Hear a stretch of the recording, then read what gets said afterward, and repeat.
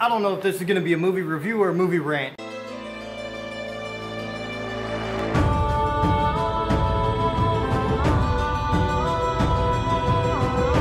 What's going on, ladies and gentlemen? My name is Kevin Jackowitz. This is the Kaged Review, and this is my review for Fantastic Four 2015. Good God, man. I'm going to start this off kind of the way I started off the last movie. I'm not the guy to tear apart special effects and CGI. There's a lot of times that people will say CGI looks terrible when I'm just like, I really don't see it. So if I'm saying CGI looks bad, it looks bad. Also, like storyline, I'm not the type of guy to watch a movie the first time and just tear all the plot apart. So if I'm tearing the plot apart, that means it just sucked and there was no cohesion to it whatsoever. So Fantastic Four, directed by Josh Trank. You have Miles Teller as Reed Richards, Mr. Fantastic. Jamie Bell as Ben Grimm, The Thing. Kate Mara as Sue Storm, the Invisible Girl. Michael B. Jordan as Johnny Storm, the Human Torch. So right there, you've got four really good actors in your main roles for the Fantastic Four. You have Toby Kebbell as Victor Von Doom, Dr. Doom, Reggie Cathy as Franklin Storm, and Tim Blake Nelson as Mole Man. And so all of these actors are fairly decent. So it's not because of the acting, it's not because of the actors, it's because of the direction this movie was taking and some just god-awful writing involved in this. And I'll be honest, it was boring in a lot of parts. It took so long for this movie to get anywhere. It had to introduce all the characters, but it did so much slower than the 2005 version. And it took so much longer for them to actually get to the point to where they have this event that changes them into the Fantastic Four. In fact, it was like half the movie before that event ever even happened. Half the movie, like literally. So that's just a lot of dialogue in between time. It's just a lot of exposition and a lot of things that just drug on way too long, and a lot of things that didn't make sense. One thing in particular is Reggie Cathy is Franklin Storm. That is the father of Sue and Johnny Storm. He's kind of the guy that put all these people together. And Johnny Storm has no business being in this whatsoever. He is a guy who is a young guy, got a chip on his shoulder. He's like street racing. And so as punishment, he goes to work for his father.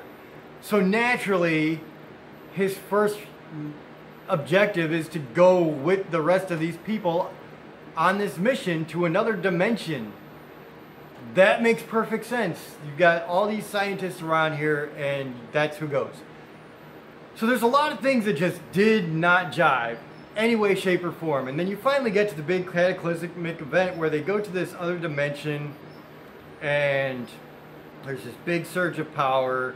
Victor Von Doom looks like he falls off this climbing rope in this like very rocky terrain that they were on. And so you don't really see much of him until the last quarter of the movie. And so you get your, you know, Fantastic Four finding out their powers. And that takes another quarter of the movie, and it just goes nowhere. Eventually you get to the last face-off with Von Doom and the rest of the Fantastic Four, and it's actually in this other dimension. And you don't really feel any stakes to it. There's been no interconnection between the characters of the Fantastic Four themselves. The 2005 version actually did a much better job of building the relationship between the Fantastic Four. That's a sad statement within itself. They did a much better with Dr. Doom in the original 2005 version. It sucks, man. And so you have this final event. You see Dr. Doom, and he looks ridiculous. He just does. I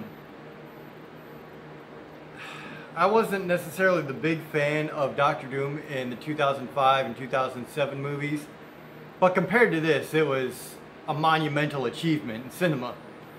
This just looked ridiculous. I will say that Dr. Doom probably is closer to this guy as far as powers go, because he is really powerful. But at the end of the day, it just didn't work for me. It just didn't. And so that's what it is. So the big face-off at the end, they destroy this thing that basically Dr. Doom was using in this other dimension to create a black hole and bring Earth to it, destroying Earth. But it didn't matter. They wind up killing Dr. Doom, I think, and it was just a mess. It was a mess, dude. The CGI, so the budget in this movie was $155 million. Not exactly a small budget, and the CGI looked like the director pocketed all that money because it was bad. It was really, really bad. I mean, you've got, there was a scene, I've seen a lot of people talk about this scene in particular, where there was this guy, he's getting this piece of science equipment, and then you see him kind of like reform his face. It was actually Reed Richards, and apparently him having the skin stretchy ability, he can make his face look like other people. And so it looks like one face kind of morphing back into Reed Richards, but it looked bad all the way around. It looked absolutely terrible. And so stuff like that was just kind of prevalent throughout the movie. Bad storyline, just bad writing all the way through, honestly. Bad CGI for the time. This was 2015, so I mean 5 years ago, not really a long time ago, and it just looked really, really bad. No real development between the characters, no real character development individually either.